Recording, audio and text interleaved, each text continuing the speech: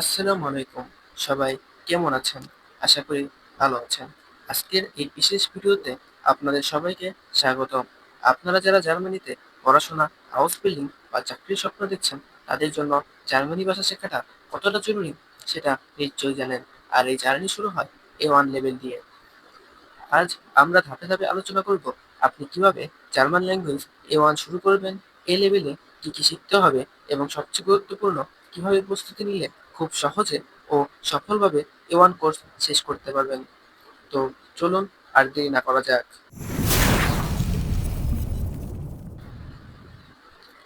প্রথমেই আমাদের বুঝতে হবে A1 লেভেল আসলে কি বোঝায়। সহজ ভাষায় A1 হচ্ছে জার্মানি ভাষার একদম প্রথম ধাপ, যেখানে আপনি বেসিক কমিউনিকেশন স্কিল শিখবেন, অর্থাৎ দৈনন্দিন জীবনে চলার জন্য প্রয়োজনীয় সাধারণ কথোপকথন চালিয়ে যেতে পারবেন। এই লেভেলে আপনি যা যা শিখবেন তার মধ্যে অন্যতম হলো নিজের পরিচয় দেওয়া এবং অন্যের পরিচয় জানতে চাওয়া, আপনার পরিবার বা বন্ধুদের সম্পর্কে বলা, রেস্টুরেন্টে খাবার অর্ডার করা, দোকানে শপিং করা, সময় তারিখ সংখ্যা নিয়ে কথা বলা, আর অবশ্যই বেসিক প্রশ্ন করা ও বোঝা। A1 শুরু করতে হলে আপনাদের প্রথমে জার্মান বর্ণমালা এবং সঠিক উচ্চারণ শিখতে হবে। এরপর আসবে কিছু মৌলিক শব্দভাণ্ডার বা প্যাসিভ ভোকাবুলারি ও দৈনন্দিন জীবনে ব্যবহৃত ছোট বড় বাক্য বা ডেইলি কনভারসেশন। এগুলোই আপনার জার্মান ভাষা শেখার ভিত তৈরি করে দেবে। এখন চলুন জেনে নিই A1 লেভেল ঠিক কোন কোন বিষয়ের উপর আপনাকে ফোকাস করতে হবে। অ্যালফাবেট ও প্রোনাউনসেশন। জার্মান ভাষার সঠিক উচ্চারণ খুবই জরুরি। কোন অক্ষরে কি সাউন্ড, কোন শব্দ কিভাবে উচ্চারণ করতে হবে তা একদম শুরুতেই ভালোভাবে শিখে নিতে হবে।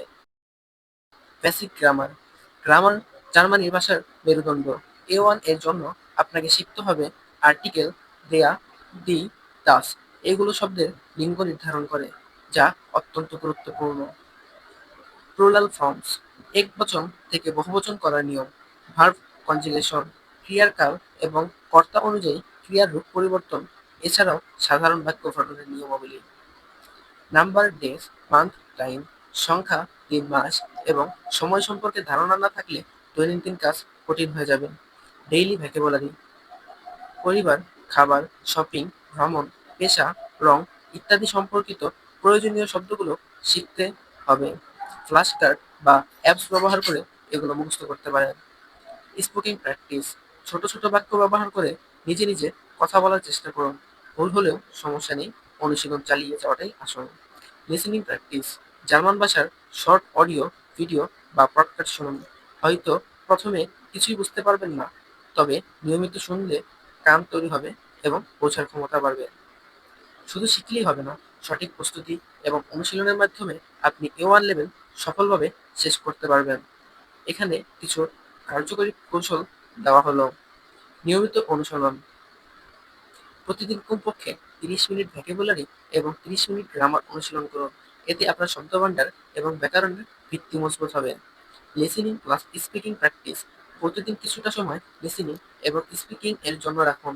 ইউটিউবে জার্মান লার্নিং চ্যানেল এবং জার্মান পডকাস্টগুলো শুনতে পারেন। আয়নার সামনে দাঁড়িয়ে নিজে নিজে কথা বলার অনুশীলনও বেশ কার্যকর।